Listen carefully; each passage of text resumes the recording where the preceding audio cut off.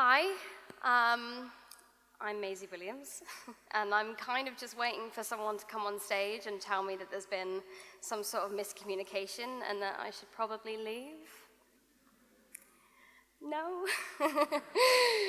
Damn it. So some of you may know me as an actress. Some of you may know me for my really average tweets. Oh, yeah. And some of you may be finding out who I am for the first time right now. Hello. Whether you knew me before or not, you're probably wondering what I'm going to talk to you about today. And I would be lying if I said it didn't take me 1 or 2 sleepless nights trying to figure that out too. Alas, here I am. Upon finding out the news that I would be giving a TED Talk, I did what I think most people do and watched about 50 TED Talks back to back and read Talk Like TED by Carmine Gallo for some inspiration. Was I inspired? Yes and no. Did it make me want to go out and change the world? Hell yeah. Did it make me feel like a totally inadequate public speaker with absolutely no point to make, who was definitely in need of a big thesaurus if she wants to keep up? Indeed. What could I possibly say that would have any impact? What point am I trying to make? And who the hell thought it was a good idea to give me a TED Talk? So here's the part where I tell you what I know. I'm the youngest of 4 siblings. My parents divorced when I was 4 months old. I really was the icing on the cake of a terrible marriage. I have 2 step-siblings who are younger than me, and a half-brother who's older than all of us. I grew up in a 3-bedroom council house with 4 of my 6 siblings just outside of Bristol. I went to a very ordinary school. I got very ordinary grades. I wasn't quite good enough to get a gold star, and I also wasn't quite bad enough to be kept after school. I walked that nice center line where if I kept my mouth shut in class, then I could probably get away with not being spoken to by teachers for weeks on end. Everything about me was pretty damn ordinary, except for how I felt on the inside. I had big dreams. Shock. From as young as I can remember, I have dreamed of becoming a professional dancer. There are certain memories from my childhood that I would really rather forget. But during those times of immense pain, I found myself instinctively walking over to my mother's CD player, cranking up the volume to drown out the noise, and letting my body move to the beat. It's hard to describe how it felt. I was harnessing emotions that I didn't even really know the names of yet. I was summoning all of this energy and feeling it flow through my body and out of my fingertips. I was alone in my own head, and I felt the most alive. I didn't really know much about the big wide world then, but I knew that this feeling was addictive, and I was going to stop at nothing until I made it my profession.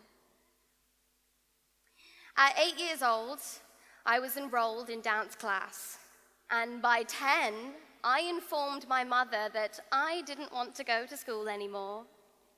I wanted to be like Billy Elliot and go to stage school. This was the first opportunity or challenge I was presented with. Even as young as 10, I was willing to give up all of my friends and go away to board at a private school, away from my siblings, away from my mum. She would repeatedly ask me, "Are you sure this is what you want?" And to me, it was a no-brainer. I didn't just want this, I needed it. My grubby knees and crooked teeth were not on the list of requirements for becoming a professional dancer. And when I look back now, both myself and my mother looked severely out of place. But at the time, I was just too young and naive to feel inadequate. I didn't care. If Billy Elliot could do it, so could I. Once my audition was done, I returned home for 2 weeks of staring out the window, waiting for the postman, waiting for my ticket out of my sleepy village and into a world of jazz hands and dorm rooms. It was good news, followed by bad news. I had got in, but the fees to attend a school like this were not cheap, and despite my best efforts, I had not received any government funding. I auditioned again the following year, and this time I received 40% funding, but this was still just money that we didn't have, and it broke my heart. I was good enough. I made the cut, but I wasn't going anywhere. It was a blessing in disguise, although if anyone would have said that to me back then, I probably would have given them the finger and told them to jog on. I wasn't willing to give up that easily.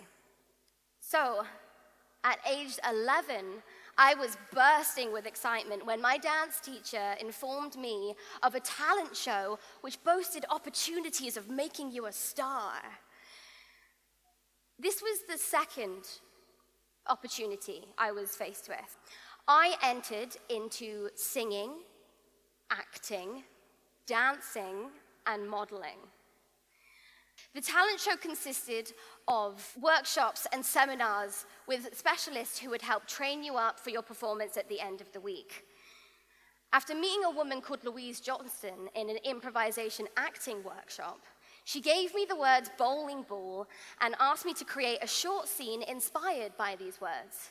After making her laugh with a fictional story of how I threw a bowling ball at my brother and it bounced, she asked me to join her acting agency. I didn't really know what this meant.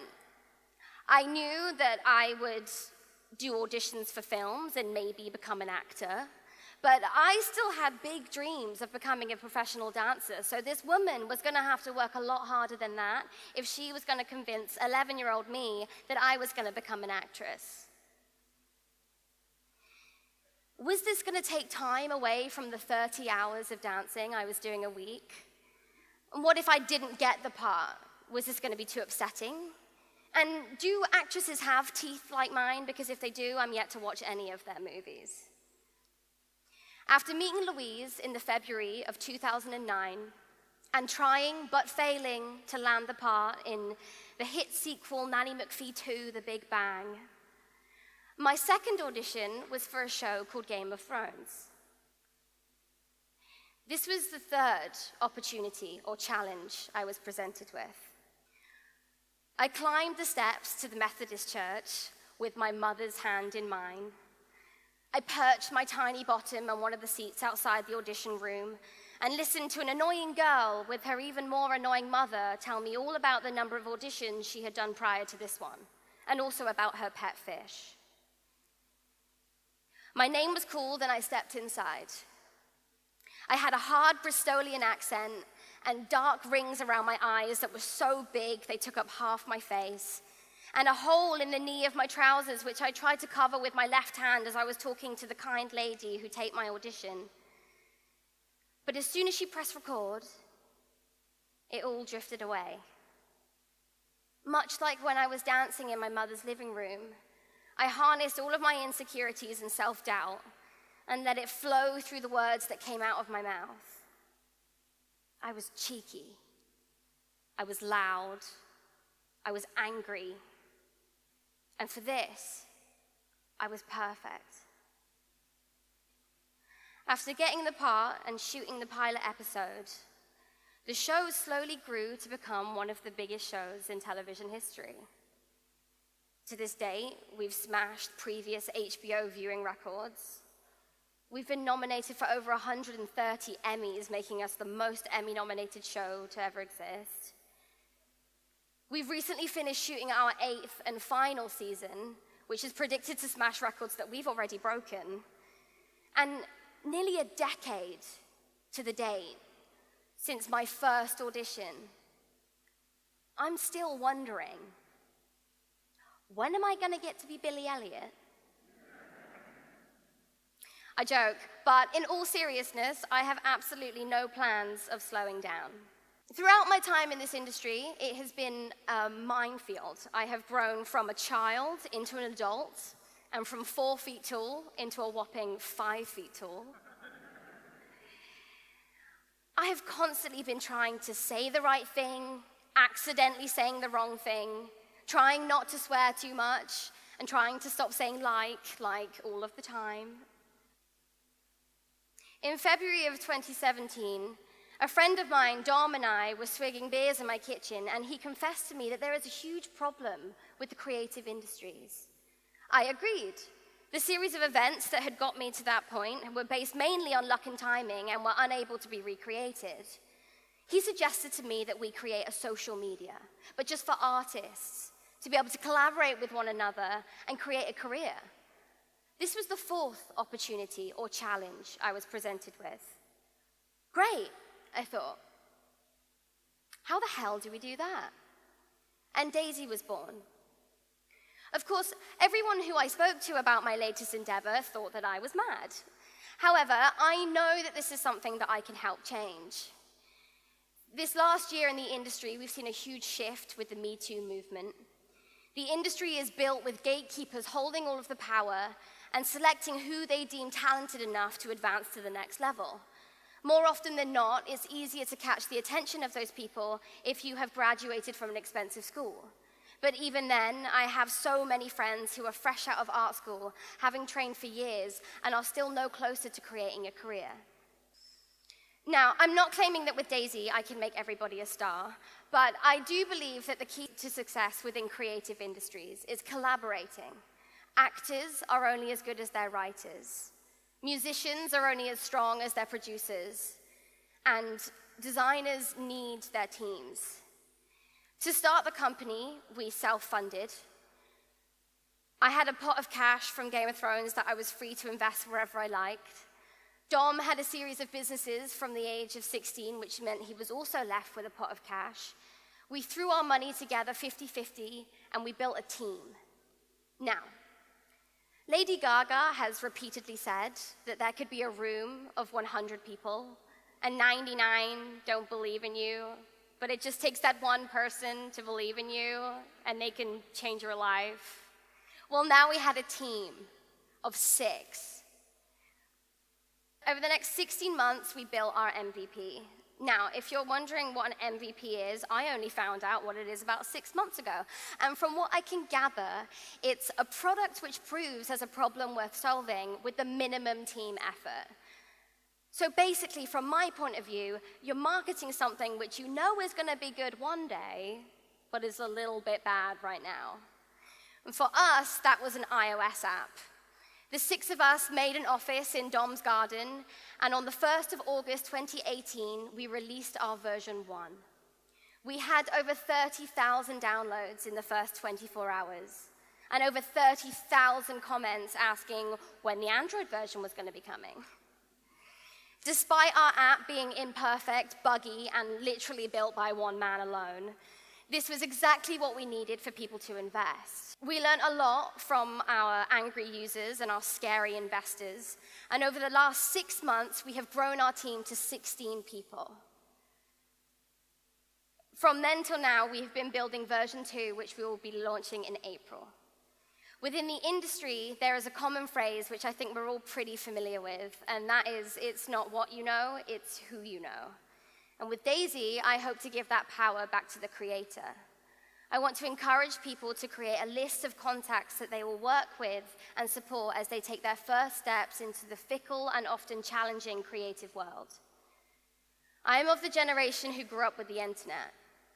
I've never known anything else. We are connected, we are aware, and we are the future. I hope Daisy can breathe new life into the slightly dystopian ad-riddled hellscapes that social media platforms have become. I hope to create a space where people can boast their art and creativity rather than what car they are driving and whether or not they bought it cash or on finance. In a world where literally anyone can be famous, I hope to inspire people to be talented instead. Talent will carry you so much further than your 15 minutes of fame. So why am I telling you all this? The very fact that I'm here giving a TED Talk right now is so far from anything I thought that I was capable of. Even writing the bio for my speech made me realize that in a decade, everything in my life has changed. I am an Emmy-nominated actress, an entrepreneur, and an activist, yet I have no formal qualifications to my name.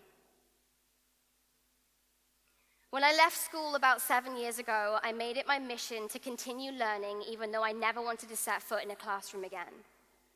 Who knows what's going to happen to my life in the next 10 years? I surely have no idea. I've never had an end goal. It's working out okay so far. So trust that you're good enough.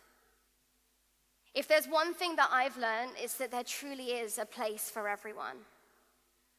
Ask questions and laugh in the face of people who say that they're stupid questions.